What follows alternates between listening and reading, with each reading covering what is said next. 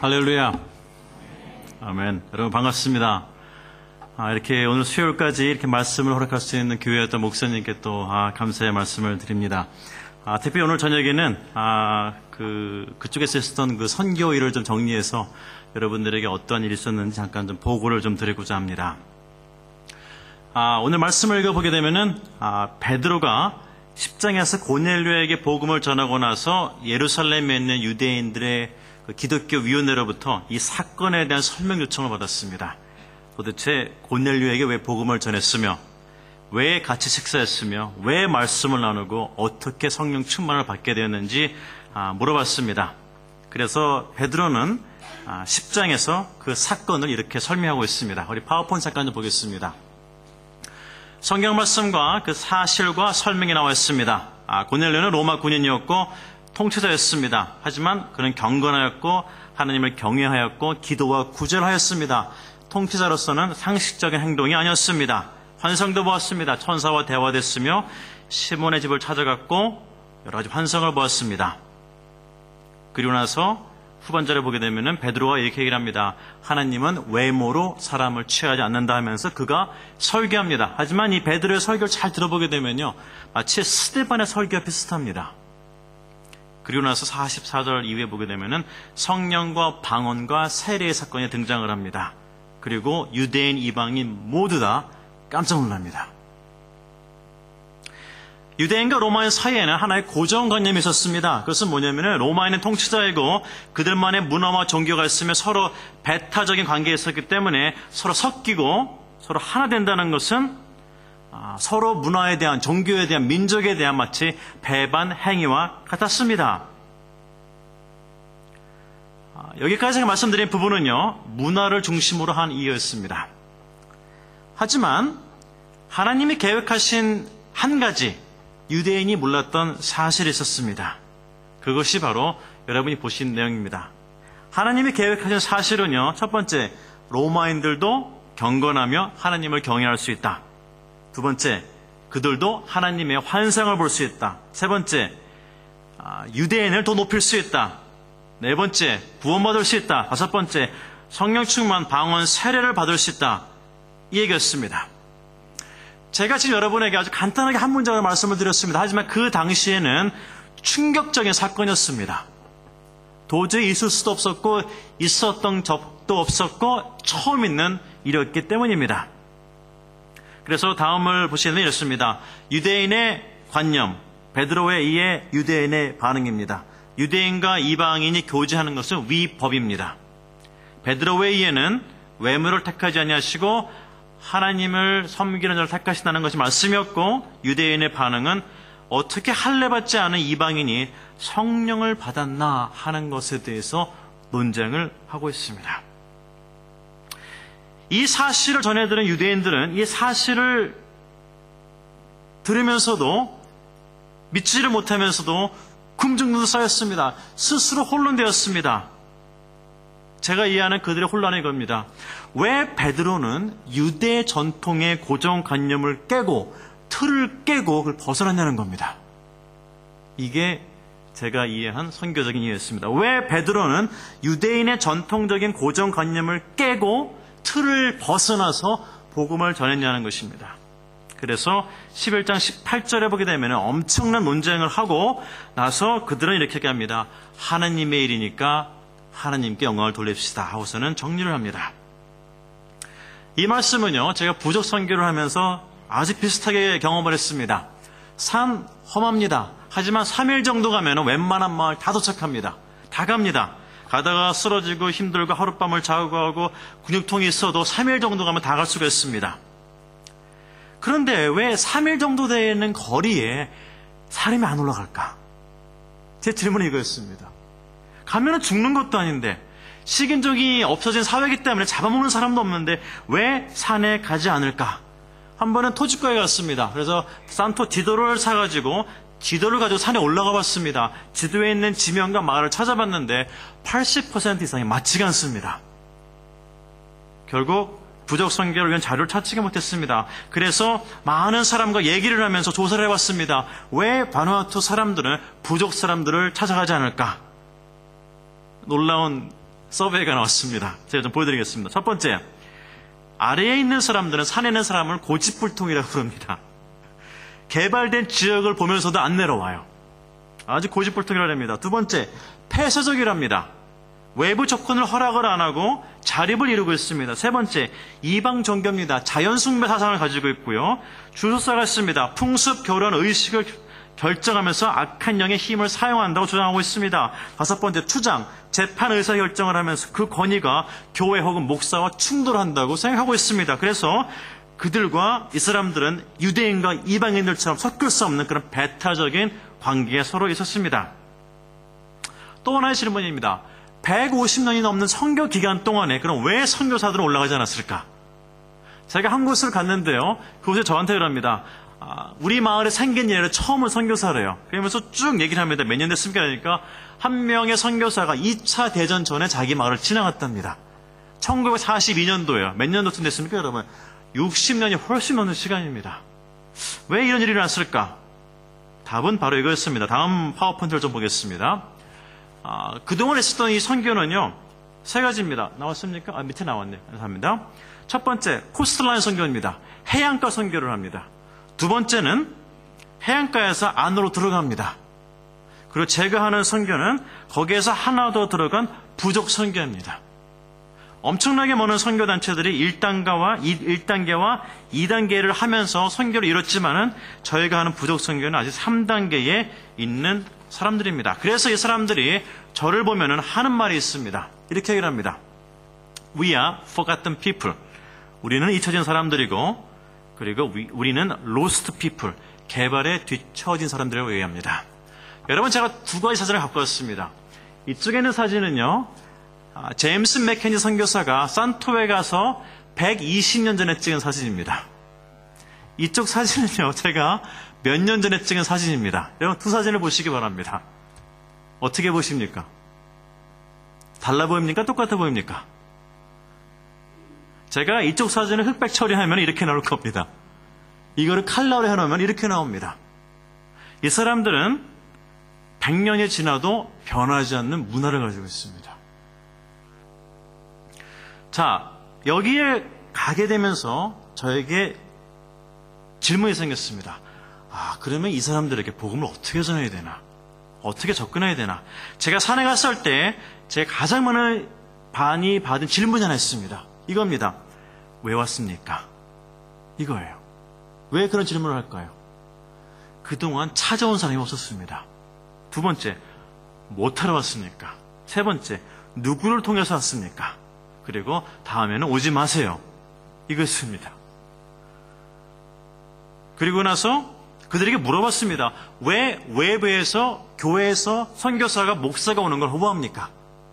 그들이 저에게 얘기한 얘기가 이겁니다. 첫 번째, 교회나 선교가 들어오게 되면은 부족 문화와 풍습이 사라진다. 이 두려움입니다.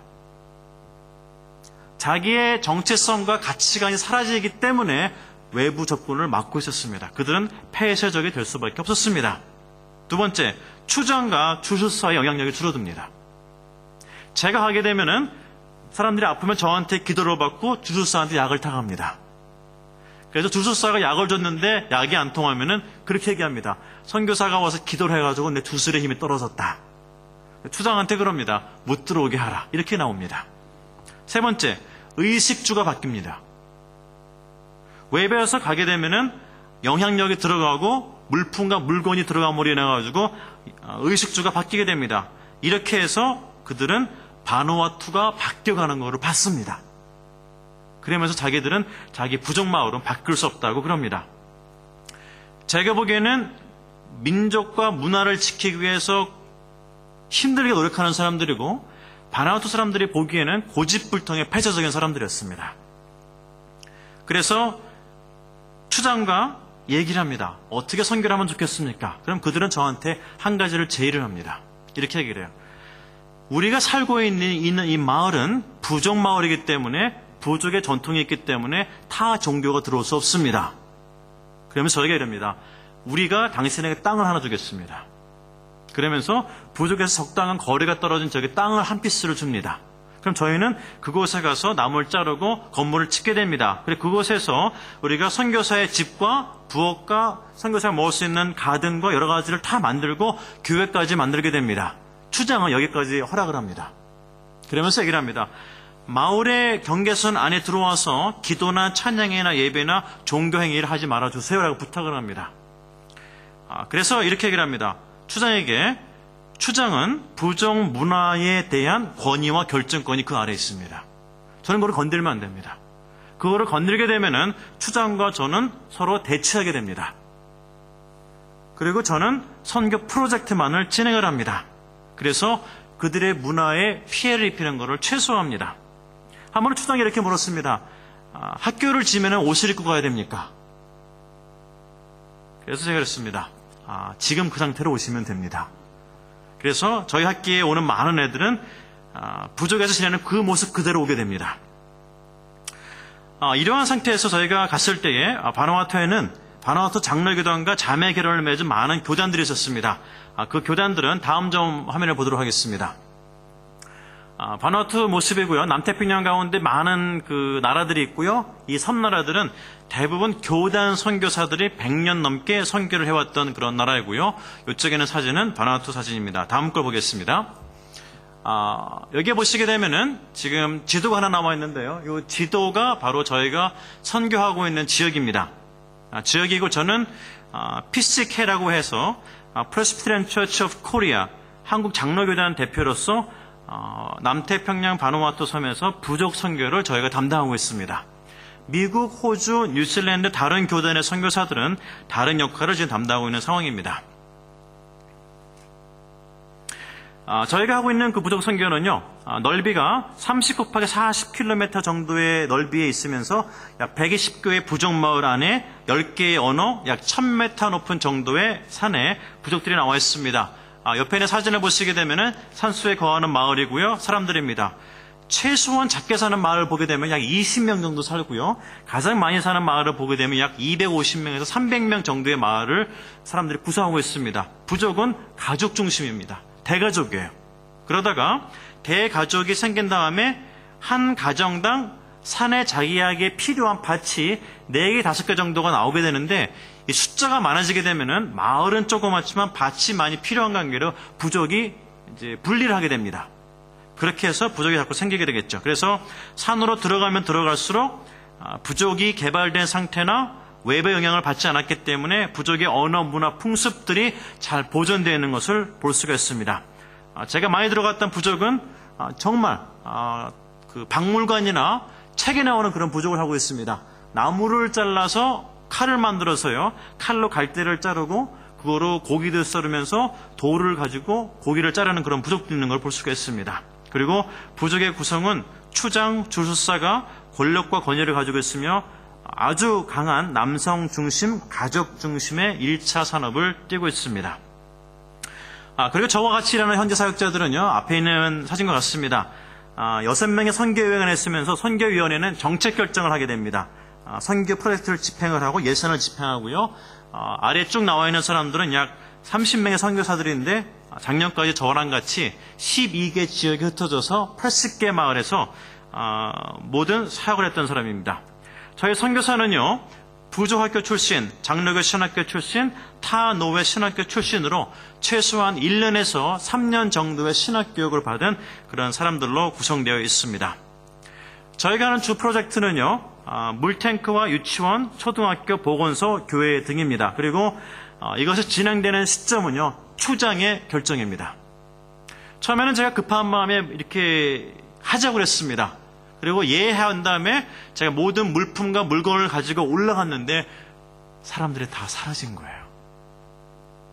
제 앞에서 노라고는 못하고 예를 했는데 하려고 하니까 부족 내에서 말이 많았습니다. 그래서 결국은 선교사가 올 때쯤 돼서 다 어디를 가자 이렇게 결정돼 버린 겁니다. 이제 그래서 그 다음부터는 제가 제가 추장하고 얘기를 한 다음에 따로 흩어집니다. 추장 그룹 따로, 우리 그룹 따로 흩어집니다. 우리 그룹이 따라 또 얘기를 더 해, 한번. 아까 우리가 한 얘기가 정말 제대로 이해를 했냐. 그래서 우리 중에 한 사람 일로 보냅니다. 가가지고 얘기를 다시 하게 해요. 그래가지고 확인을 하면은 제가 보낸 사람과 추장이 다시 옵니다. 그래가지고 또 얘기를 합니다. 똑같은 얘기를 3번, 4번 반복을 합니다. 그래가지고 아침에 일어나면은 또 딸내미 또 나옵니다. 계속 들어야 됩니다. 그들에게는 몇백 년에 일어나는 변화이기 때문에 아주 신중합니다. 그래서 물탱크를 짓게 되었는데 그들은 물을 원했지만은 저는 관계를 얻게 되었고 보건소를 통해서 약을 공급했으며 교육을 통해서 문맹 교육을 하게 되었습니다. 이 프로젝트는요, 선교와 딱 붙어 있습니다. 어떤 사람이 이렇게 얘기를 합니다. 가서 교회를 세워야지, 가서 말씀을 해야지, 구원을 이루어야지. 저희가 하는 모든 프로젝트는요, 교회가 들어갈 수 있는 길을 여는 도구가 됩니다. 저희가 교회로 바로 들어가게 되면요, 제가 바로 충돌하는 사람이 주술사입니다. 제가 이런 말 하면 여러분 어떠시겠습니까? 저는 주술사의 눈을 무서워합니다. 여러분 어떻게 이해하세요? 저는 주술사가 악수를 많이 해봤는데요, 그 중에 한 서너 명은요, 제가 악수를 하고 이렇게 있으면요, 마치 제가 이렇게 한 수 늘리는 것 같아요. 기에 빨리는 것 같고 나를 쳐다보는데, 와, 이 사람 이게 보통 사람이 아니라는 느낌이 다가오면 이래서 어떨 때는 손을 제가 이렇게 확 뺍니다. 안 그러면은 잡고 있으면서 이렇게 막 빨려 들어가는 것 같은 느낌, 이런 식으로요. 아주 그 영향력이 센 주술사도 있습니다. 그 사람하고 제가 부딪히게 되면은요, 이 사람은 추장을 컨트롤합니다. 그러면 추장은 저에게 와서 노 한마디 하면 딱 다치게 됩니다. 그래서 우리가 교회를 들어갈 때는요, 그 마을의 추장과 주술사가 예라고 그래도 주변에 있는 추장들의 의견을 하게 됩니다. 지난번에 한 번은 저희가 예 해가지고서는 추장과 같이 학교에다가 체육에 도를 하나 탁 해놓고 나서 기념비를 꽂아놨는데 한 얼마 정도 지난 다음에 소식이었어요. 금지됐다고. 올라가 봤더니만 옆에 마을 추장이 나멜리스라는 나뭇잎 서기를 갖다가 저희가 학교를 지려고 한 땅에다 탁 꽂아놓은 겁니다. 제가 이거를 빼게 되면은 저는 추장하고 화해를 해야 돼요. 돼지 한 마리를 잡아야 됩니다.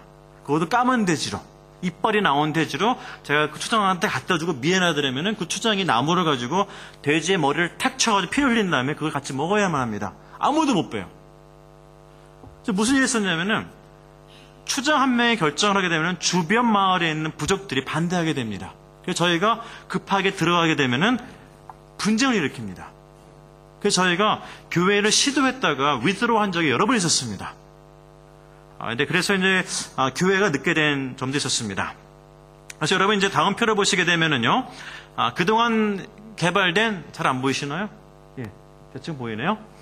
보시게 되면은 오른쪽이죠? 예. 저는 이제 지역입니다. 서해안 남쪽 돼 있고요. 그다음에 지역이 11개의 지역이 있으면서 마을이 79개 마을이 있고, 교회는 지금 산속에 13개가 운영되고 있으면서 약 500명 정도가 교회를 출석하고 있습니다. 유치원은 12개가 지어졌고요. 약 231명의 어린이가 다니고 있고, 학교에는 약 252명의 어린이가 작년까지 다니고 있었습니다. 그래서 저희가 운영하는 선교 프로젝트에 약 1000여 명 정도가 참석하고 있습니다.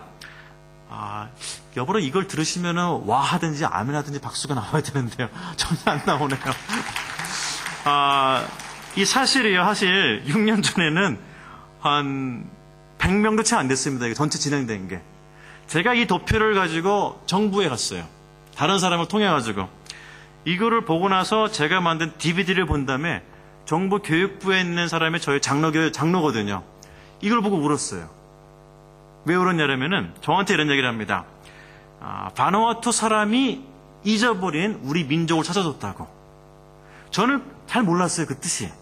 그리고 지도에도 나와 있지 않는 마을을 찾아줬다고. 그리고 잊혀진 사람들을 찾아냈다고. 그래서 저희가 처음에는 이 자료를 가지고 정부를 가서 교육 자료를 좀 요청했습니다. 근데 안 줘요. 왜? 등록이 안 된 학교라고. 그 저보고 이렇게 얘기를 합니다. 선교사님은 지금 불법을 행하고 있습니다. 고민이 많이 됐어요. 추장은 원하는데 정부에서는 내려와라. 추장하는 말이 내려가면 애들이 공부 끝나고 안 올라온다. 우리는 내려보낼 수가 없다. 그 틈으로 저희가 들어갔습니다. 서로 실갱하고 있는 사이 틈으로요. 들어갔더니만은 할 수 있는 어린이 숫자와 조건과 환경이 다 돼 있었습니다. 단지 정부에서는 그 산속에 들어가서 헌신할 수 있는 사람이 없었지만은 저희에게는 부족 선교사들이 있었습니다. 그들이 우리에게 묻습니다.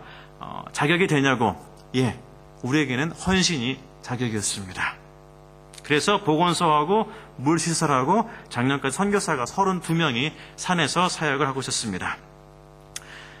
선교를 하다가 선교를 성장하는데 인력이 모자랐습니다. 그래서 저희가 세운 것이 바로 산토 부시 미션 트레이닝 센터입니다. 다음 거 보겠습니다. 보게 되면은 학교를 운영을 해가지고 선교사를 리크루팅한 다음에 강의를 한 다음에 이 사람들을 산으로 보내게 됩니다. 작년에 17명이 입학을 해서 10명이 도중에 잘리거나 퇴학당하거나 스스로 나갔습니다. 작년에 참 실망이 많았어요. 그전에는 저희가 11명이 들어와서 10명이 졸업을 해서 10명 중에 9명이 산으로 올라갔습니다. 근데 올해는 한 40%밖에 안 됐어요. 그 중에 3명은 제가 선교위원회하고 거의 다투다시피 하면서 얘는 받을 수가 없다고 한 사람들이었습니다. 너무 나이가 어리고 1년 동안 강의를 하는데요. 쓰지를 않아요. 왜 안 쓰는지 아십니까? 글을 몰라요. 글을. 근데 산스가에서라는 선교사가 교회 프로그램 3년을 잘 따라왔기 때문에 한번 가보라 그런 겁니다. 고민을 했죠. 학교인데 어떻게 안 쓰냐고. 근데 얘는 되면은요, 이렇게 앉아가지고 1시간 내내 가만히 이렇게 쳐다봐요. 그냥 쳐다봅니다. 그리고 쉬는 시간 되면 그냥 나가요. 보통 사람이 이렇게 이제 다니잖아요. 이 자매는 꼭 나가면은 나무나 풀로 들어가요. 그래서 이따가 또 나오고 그래요. 그래가지고 얘는 아니다 했는데 1명, 2명, 3명, 4명 그만두는데 이 자매가 남아있는 거예요. 안 잘리고 퇴학도 안 당하고 버티는 거예요. 그래가지고 졸업식을 탁 했는데 그 사진 다시 보여주시겠습니까? 그 전 사진이요. 예. 오른쪽 사진이에요. 화면이 어둡네요, 생각보다. 예. 왼쪽 아래 사진 앞줄 왼쪽 3번째입니다. 그 자매예요. 나이 18살. 산으로 들어갑니다. 저희 산토 부족 선교에서 아주 자부심을 가지고 추출하는 선교사 중에 한 명입니다. 이렇게 하다 보니까 저희 티칭이 넓어지게 됐고요. 신학교에서 또 사역을 하게 되었습니다. 그리고 마지막으로 제가 하는 사역 중에 하나는요. 첫 번째는 부족 선교, 두 번째는 이제 신학교 교수 사역을 했고요. 그 다음에는 교회 개척 사역을 하게 됐습니다. 바누아투 현실은 이렇습니다. 500개의 교회 가운데 80명의 목사만 있습니다.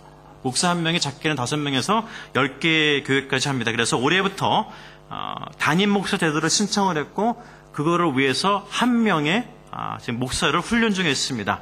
단계 선교원 팀들은 이 교회를 봤을 것입니다. 불린다 교회고요. 작년에 저희가 교회를 건축하고 이 교회에서 많은 훈련을 하고 있는 그런 교회입니다. 자, 이렇게 하다 보니까요. 이렇게 다음 파워포인트를 좀 보도록 하겠습니다. 이렇게 좀 정리가 될 수 있습니다. 2008년과 9년 사이에는 제가 4명의 선교사와 4개 지역과 250가의 마을에서 물탱크와 교회 사역을 했고요.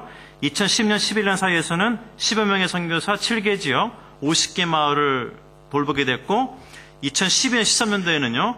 30명의 선교사와 12개 지역, 80개 마을을 돌보게 되었습니다. 그리고 올해와 내년도에는 40명의 선교사와 13개 지역, 90개 마을로 늘어날 예정입니다. 다음 표 보겠습니다. 여러분 너무 작으신가요? 보이네요, 그래도. 예. 2008년도, 9년도, 그 후에 이제 10년, 11년도 보게 되면은요, 저희가 늘어나는 숫자가 보입니다. 선교사 수도 늘어나고, 지역도 늘어나고, 마을도 늘어나는 걸 볼 수가 있습니다. 그래서, 처음에 2년 단위로 볼 때 거의 배 이상을 성장하는 것을 경험을 했고요. 다음 표를 보겠습니다. 초창기에는요, 2008년도, 9년도에는요, 파란색이 물탱크 모습입니다. 그 다음에, 세 번째가 유치원, 노란색이 학교, 그 다음에 짙은 파란색이 맨 끝에가 교회입니다. 처음에는 물탱크를 많이 하게 됐고요. 그 다음에 10년, 11년쯤 가게 되면은 학교가 더 올라오게 됩니다. 그리고 지난 2년 동안에는 유치원과 교회가 이렇게 올라오게 되었습니다. 2년 단위로 볼 때에 개발되는 내용이 다릅니다. 이것은 저희가 선교를 하면서 복음에 들어가가지고요. 부족과 관계를 맺는 단계에 따라서 추장들이 요구하는 게 있습니다. 그것이 매년 조금씩 바뀌고 있습니다. 저희가 지금 물탱크 사역을 많이 안 하고 있고요. 1년에 하나 정도 하는 상태이지만은 유치원가 되고 있고 특별히 그 학교와 유치원과 물탱크가 들어간 지역이 작년 2년 사이에 교회를 7개를 세우게 되었습니다. 교회를 그 전에 못 세웠어요. 교회를 세울 수 있는 환경과 분위기가 안 됐습니다. 하지만 학교와 교회를 많이 하다 보니까 분위기가 열리게 되었습니다. 2011년까지 제가 산을 혼자 돌 수 있었습니다. 12년, 14년 되면서 제가 한 달에 2주씩 산에 가도 산을 못 돌게 되었습니다. 이때 고민이 무척 많았어요. 성장을 계속 해야 되는데 지원이 안 됩니다. 저도 안 돼요. 시간과 역량이 부족한 것을 느끼게 되었습니다.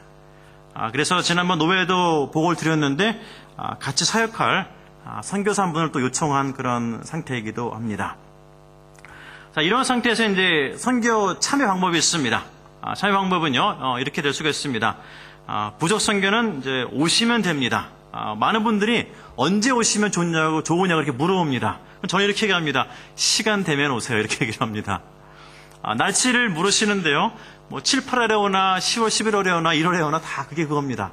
다 비슷하기 때문에 너무 걱정하지 마시고 본인이 내가 10km 배낭을 메고 6시간 걸으면 된다 하면 오시면 되고요. 내가 한 5km 맨다 그럼 제가 가까운 데로 보내드리겠습니다. 여러분 너무 걱정하지 마시고요. 오시면 될 것 같습니다. 그 다음에 노회교연합으로 1년에 1회 정도 선교 물품이 필요합니다. 저희가 학교에 공급하는 노트만 1년에 한 4,000권 정도가 됩니다. 근데 지금 이것을 전혀 될 수 있는 양이 안 되고요. 문구류, 선교사들을 위한 뭐 용품, 수건, 타월 아주 많이 있습니다. 그런 것도 많이 필요한 상태입니다. 부족 선교사 훈련센터에 도서관도 필요하고요. 학생들 장학금 뭐 100불, 300불 상관없이 되는 데로 아마 있으면 될 것 같습니다. 그 다음에 선교사 모집입니다. 저와 같이 사역할 선교사가 한 명쯤 더 있었으면 좋겠습니다. 보통 그래 젊은 사람이 가야지. 선교지에 나가보게 되면 선교사 평균 연령이 약 40세가 넘어갑니다. 저는 그렇게 생각합니다. 어떤 분이 오시면 좋을까요? 저는 이렇게 얘기를 합니다. 오실 수 있는 분이 와야 됩니다. 나이, 성격, 기술 여러 가지 그래도 순종하는 마음이 있으신 분이 오게 됩니다. 여러분 혹시 오실 수 있으신 분이 계시면 끝나고 남 목사님이랑 꼭 저를 만나주시기 바랍니다. 도망가지 마시고요. 그렇죠? 그 다음에 산터 부족 선교를 위한 후원이 있습니다. 현재 제가 뉴질랜드 노회 파송이면 산도르교회 파송이지만은 생활비는 되고 있지만은 선교가 성장을 하다 보니까 사역비가 많이 모자란 가운데 있습니다. 그래서 저희는 이제 노회가 좀 더 참여했으면 하고요. 그 다음에 생활비에 들어가는 모든 돈들은 재정들은 이제 선교를 위한 프로젝트라든가 월급이나 보건소, 건축 많은 것에 집행되는 그런 현실에 지금 있습니다. 저희의 이제 두 번째입니다. 제가 이제 나오자마자 텀2 바나우트 선교 계획을 말씀드리기가 너무 이른 것 같은데요. 이미 계획을 다 세워놓고 나왔습니다. 그래서 올해 나와서 1년 동안에 이거를 준비하게 될 텐데 텀 1에 있었던 선교사역이 계속 진행이 되고요. 텀 2에서는 뚜웨니 트랜스포메이션 센터 TTC 신앙 공동체입니다. 이거를 지금 목표로 기도하고 있습니다. 이것은 사람들에게 말씀을 가르쳐 제대로 양육하고 그들의 삶에 필요한 기술입니다. 양돈, 양봉, 그다음에 양계, 채소, 과일 재배, 목공, 재봉, 응급처치, 삶에 필요한 기술입니다. 그래서 사람들이 공동체를 수료하게 되면 그들에게 이런 공동체를 세울 수 있는 툴을 주게 됩니다. 목수로 하는 사람들은 톱망치를 주게 되고, 그다음에 재봉하는 사람들은 천을 주게 되고, 그다음에 재배를 닭을 하는 사람들은 병아리 20마리를 주고, 그다음에 양돈을 하는 사람들에게는 엄마 돼지 3개, 아빠 돼지 하나를 줘가지고 할 수 있게끔. 그래서 자립을 목표로 하고 부족 선교사들에게도 필요한 기술을 가르치고 부족 사람들도 이곳에 내려와서 공동체 생활을 하게 됩니다. 그래서 이 선교를 위해서 같이 사역할 분 3, 4명의 풀타임이 필요하고 기술을 가르칠 만한 분들이 필요합니다. 1차 산업, 농촌에서 생활하실 분들도 좋은 아주 기회가 될 것 같습니다. 그래서 시작을 할 때 비용을 줄이기 위해서 텐트를 치게 되고 시설을 하게 되고 준비 기간은 2015년 1월부터 5월 사이에 할 예정으로 되어 있습니다. 많은 것이 준비 물품이 필요한데요. 올해 또 기도 중에 그것을 하기를 원합니다. 다음 화면을 보시게 되면은 시작했던 프로젝트 중에 하나입니다. 여기에 보면은 저기 돼지 있는데요. 제가 6마리 들어가는 돼지 농장 하나 만들어 놓고 나왔습니다. 9월 달에, 5월 달에 잠깐 들리게 되는데 하나 더 만들 지금 예상을 하고 있고요. 그다음에 왼쪽 위에 붙이게 되면은 이제 목공 기술을 저희가 했던 걸 볼 수가 있고요. 아래쪽은 민물 새우를 양육하는 그런 농장도 하나 준비되어 있습니다. 그래서 이거는 모두 다 제가 지원을 하고 현지인들이 운영을 하게 되고 어떤 기술을 배울 그럴 예정으로 되어 있습니다. 저희는 또한 안식년 계획이 하나 준비되어 있습니다. 1월부터 12월까지 들어가게 되고요. 이런 사진 보시게 되면 저희 가족인데요. 이렇게 어렸을 때 가서 지금 이제 큰 애가 다 되었고요. 저희는 내일 아침에 팔머스턴 노스로 이제 내려가게 됩니다. 그곳에서 정훈이, 정영이는 학교를 다니게 되고 생활을 할 예정입니다. 그래서 교회에 출석할 교회도 정해졌고요. 이 기간 동안에 5월과 8월에 산토섬에 들어가게 되고 한국에 계신 어머니도 잠시 뵈러 갈 것 같습니다. 저는 또 이 기간 동안에 배워야 될 농업기술과 또 노회 참석, 총회 참석도 할 그런 기회를 가지고 있습니다. 지금까지 6년간 선교 진행된 선교는요, 계획한 것 이상으로 선교의 열매가 무척 많았습니다. 그리고 좀 더 장기적으로 갈 수 있는 기초도 놓게 되었습니다. 사도 바울도 말씀을 통해서 보게 되면은 1차, 2차, 3차, 4차 하면서 많은 지역에 복음을 전파하는 것을 볼 수가 있습니다. 그리고 보고를 하러 나오고 들어가면서 나갈 때마다 동력자들을 데리고 나갑니다. 그리고 개척한 지역에 파송한 사람들을 교회에 요청하기도 합니다. 저도 사실 그런 마음으로도 나왔습니다. 나와서 사역을 하다 보니까 사역이 커지게 되었고 가능성과 기회가 많이 있는데 혼자 하기에는 시간과 역량이 많이 부족한 것을 볼 수가 있습니다. 선교제 나와서 제가 크게 깨달은 것이 하나 있었습니다. 그것은 뭐냐면은 선교사 한 사람이 가지고 있는 희소 가치성이 설명하기 어려울 정도로 높다는 것입니다. 한 사람으로 인해서 변화되고 변화됨을 통해서 그쪽에 사람들이 살고 그 사람들로 인해서 지역에 살 수 있다는, 그래서 저는 여러분들에게 그걸 경험할 수 있는 기회를 같이 나누고자 합니다. 베드로는 이렇게 고백했습니다. 34절 5절에 말씀했습니다. 내가 참으로 하나님은 사람의 외모를 취하지 아니하시고 각 나라 중 하나님을 경외하며 의를 행하는 사람은 하나님 받으시는 줄 깨달았도다, 이렇게 고백합니다. 저도 이 고백을 하게 되었습니다. 많은 사람들이 잊었고 생각하지 않았던 그 사람들에게 들어가서 복음을 전했을 때에 그 사람들이 나에게 보여준 반응은 바로 이 부분이었습니다. 우리나라에도 아직도 저런 사람들이 살고 있습니까? 이 반응이었습니다. 아직도 우리나라에 저런 사람들이 있습니까? 이런 얘기를 했습니다. 그래서 저도 그거를 체험하면서 이곳을 나오게 되었습니다. 처음에는 약 2년 정도 생각하고 갔습니다. 2년이 4년이 되었고 4년이 6년이 되었고 1년을 쉬고 다시 6년을 생각하고 있습니다. 6년을 꾸준히 기도와 후원과 방문을 해주신 하늘교회, 특별히 여기 모든 분들에게 주의 이름으로 감사를 드립니다. 그리고 특별히 또 이 선교를 할 수 있게끔 가족의 희생도 무척 컸습니다.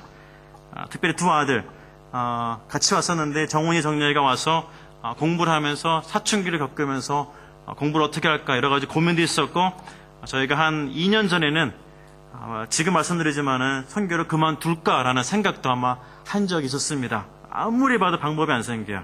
그러던 가운데 또 도움을 얻게 되었고 또 어려운 시기를 또 지나는 것을 또 경험하게 되었습니다. 여기는 안 계시지만 저희 어머니에게도 큰 감사의 말씀을 드립니다. 늘 저에게 언제 오나 하는데 올해는 가야 될 것 같습니다. 그래서 어머니에게 뉴질랜드로 오세요 말씀드렸더니 나이가 드셨는지 여행을 두려워합니다. 그래서 아직 오시지 못하고요. 찾아뵙지 않을까 그런 생각을 또 하고 있습니다. 사도행전 11장 26절에 안디옥에서 처음으로 그리스도인이라는 말이 나왔습니다. 예루살렘이 아니었습니다. 똑같았습니다. 산속에서 저희는 그리스도인이 나오는 것을 봤습니다. 불가능해 보였습니다. 글도 없는 곳, 잊혀진 나라, 바나토 사람들도 모르는 지역이었습니다. 근데 그곳에서 기독교인이 나오기 시작했고 세례받는 자가 나오기 시작했고 교육을 받으러 학교 오는 자들이 시작됐습니다.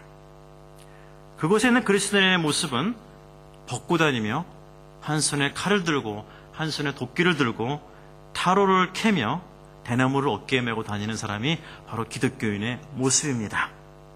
그리고 그들은 아침과 저녁으로 모여서 기도를 하고 잠을 잡니다. 저는 이분들을 사랑합니다. 그리고 이분들을 존경합니다.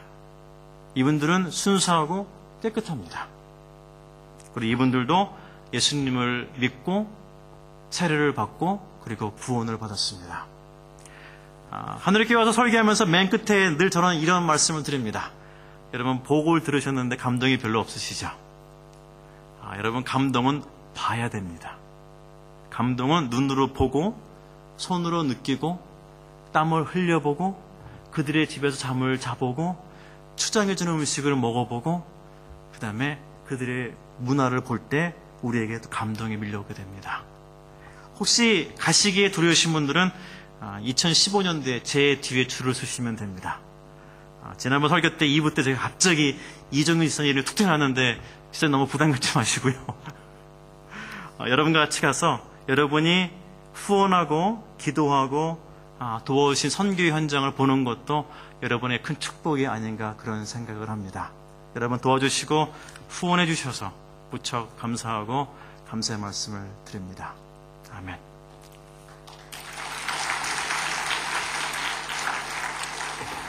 기도하겠습니다.